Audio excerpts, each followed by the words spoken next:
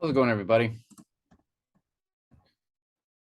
Jesus heals a demon-possessed man. Again, all of these miracles are parallels to what Jesus does with us. He runs off our demons.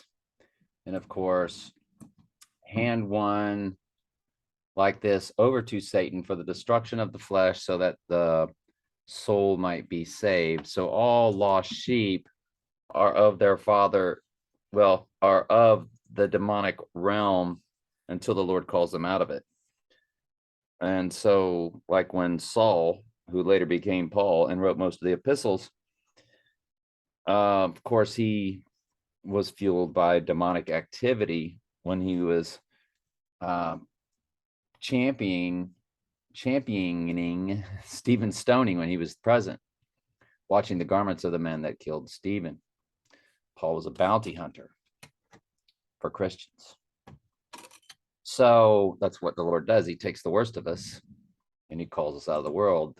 And then that, of course, is known as witnessing. Anyway, they came over to the other side of the sea into the country of Gadarene. Don't even know. And when he was come out of the ship, immediately there met him out of the tombs a man with an unclean spirit. And we know that these demonic spirits, they don't want to have anything to do with Jesus, because one of them said, "What have you to do with us? It is not yet our time," when of course they'll be judged. But in compliance with what God ordains, this one came to Jesus, who had his dwelling among the tombs, and no man could bind him, no, not with chains, because that, we're back in the King James, by the way, because that he had been often bound with fetters and chains, and the chains had been plucked asunder by him. So you see the power of those which will have that demonic power at the end times when they start killing sheep.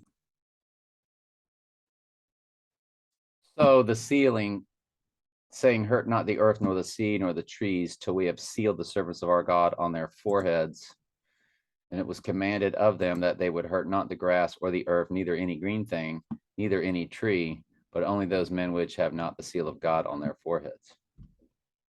Is that what we were talking about? Or was that something else?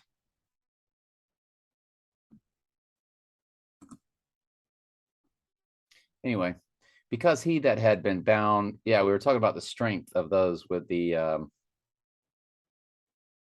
that's what it was. Talking about how powerful they will be in the end times. And always, night and day, he was in the mountains and in the tombs, crying and cutting himself with stones. But when he saw Jesus afar off, he ran and worshipped him and cried with a loud voice and said, "So here it is."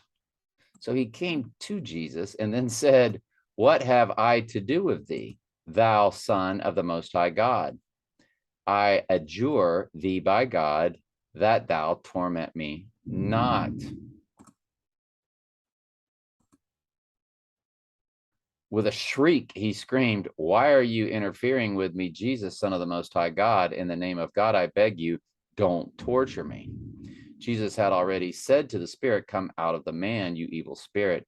Then Jesus demanded, "What is your name?" And the man replied, "My name is Legion, because there are many of us inside this man."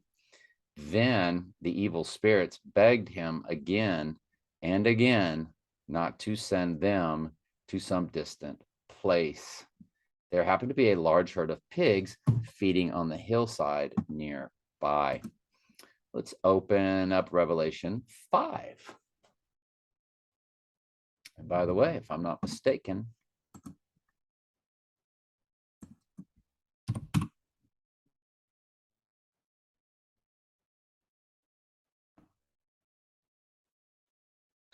tomorrow we do open Revelation 6. We finish these, we finish 14 and then open and then get to verses 1 and 2. That's right.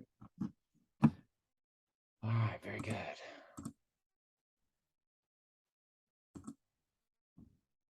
I saw in the right hand of him that sat on the throne a book written within, and on the backside sealed with 7 seals. And I saw a strong angel proclaiming with a loud voice, "Who is worthy to open the book and loose the seals thereof. And no man in heaven, nor in the earth, nor under the earth, was able to open the book, neither to look thereon.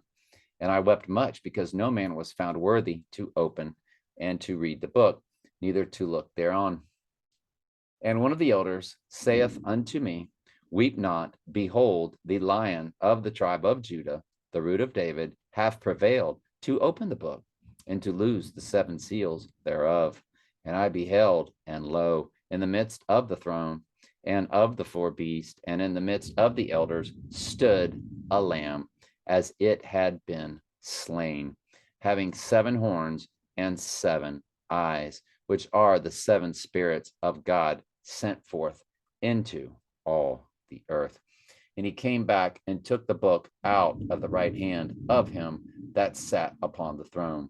And when he had taken the book, the 4 beasts and 24 elders, it's 24, fell down before the Lamb, having every one of them harps and the golden vials full of odors, which are the prayers of the saints.